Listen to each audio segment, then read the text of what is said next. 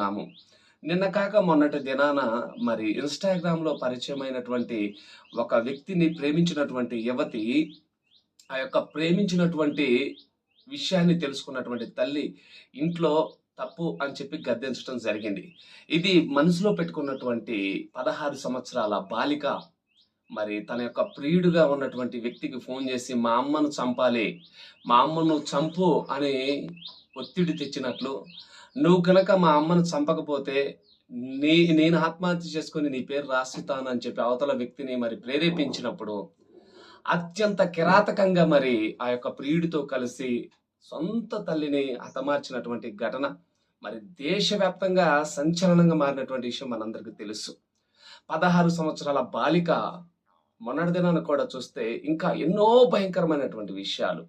ఈరోజు ఎటు వెళ్ళిపోతుందో యువత అర్థం కానటువంటి పరిస్థితి. చిన్నప్పటి నుంచి కని, పెంచి పెద్ద చేసినటువంటి తల్లిని చంపటానికి కూడా ఏమాత్రము వెనకాడకుండా, కొంచెం కూడా దయ లేకుండా, కొంచెం కూడా తల్లిపై ప్రేమ లేకుండా అత్యంత కిరాతకంగా చంపేసినటువంటి ఘటన.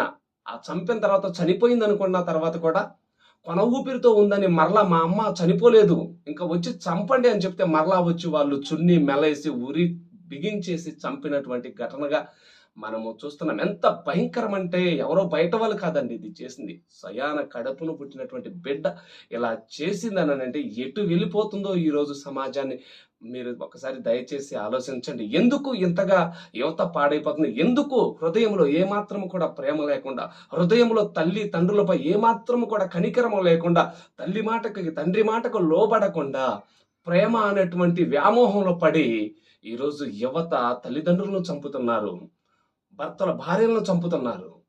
ఎంత భయంకరమైనటువంటి స్థితికి ఈరోజు వెళ్ళిపోతుందనంటే నిజమేనండి. దేవుని యొక్క భయం లేకపోవటం వల్ల. దేవుని యొక్క భయం ఉంటే అలా చేయరండి. చూడాలి, చాలా మంది మనం అనుకుంటాం, కానీ బైబిల్ గ్రంథంలో తేటగా రాయబడి ఉంది. ఏంటిది? నీవు దీర్ఘాయుష్మంతుడగినట్లు నీ తల్లిని నీ తండ్రిని సన్మానించమని వాక్యం చెప్తుంది. అలాగే చూస్తే మనం సామెతల గ్రంథం 20వ అధ్యాయం 20వ వచనంలో రాయబడి ఉంది, తల్లినైనను తండ్రినైనను దూషించు అని యొక్క దీపము కారు చీకటిలో ఆరిపోతుందని ఉంది. కాబట్టి తల్లిదండ్రులకు లోబడి ఉండమని బైబిల్ నేర్పుతుంది. తల్లిదండ్రులకు విధేయులై ఉండమని చెప్తుంది. నీ పొరుగు వాడిని ప్రేమించమని చెప్తుంది. నీ పొరుగు వాడితో ప్రేమ కలిగి ఉండమని చెప్తుంది. అంటే బైబిల్ మనకు మంచి విషయాలను బోధిస్తుంది, మార్గమైనటువంటి విషయాలను మనకు బోధిస్తూ ఉంది. కానీ దేవుని యొక్క భయము, దేవుని యొక్క ప్రేమ లేనటువంటి అనేకులు ఈరోజు ఎంత భయంకరమైనటువంటి స్థితికి వెళ్ళిపోతున్నారంటే కనీసము చంపటానికి కూడా వెనకట్టలేదు. కనీసము చంపటానికి సొంత తల్లిని చంపుతున్నాననే బాధ ఉండట్లేదు, సొంత తండ్రిని చంపుతున్నాననేటువంటి బాధ ఉండట్లేదు. కారణం ఏంటంటే భయంకరమైనటువంటి ఆలోచనలతో హృదయాన్ని నింపుకుంటున్నారు. భయంకరమైనటువంటి విధంగా జీవితాన్ని ముందుకు సాగిస్తున్నారు. దాని వల్ల నష్టాన్ని తెచ్చుకుంటున్నారు. ప్రియమైన దేవుడు బిడ్డలారా, ఇంత మంచి మాటలు చెప్పేటువంటి బైబిల్ గ్రంథంలో అమ్మా తల్లిని ప్రేమించండి అని చెప్పి, అమ్మా తండ్రిని ప్రేమించండి అని చెప్తే అదొక మత గ్రంథం అని పూస్తున్నారే తప్ప హృదయాన్ని మార్చే గ్రంథం అని చాలా మంది గుర్తించట్లేదండి.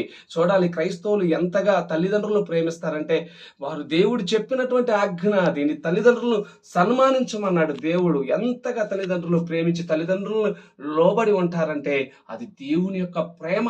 ఈ రోజైనా సమాజానికి అటువంటి విషయాలు కావాలి, సమాజానికి అటువంటి మంచి విషయాలు కావాలి.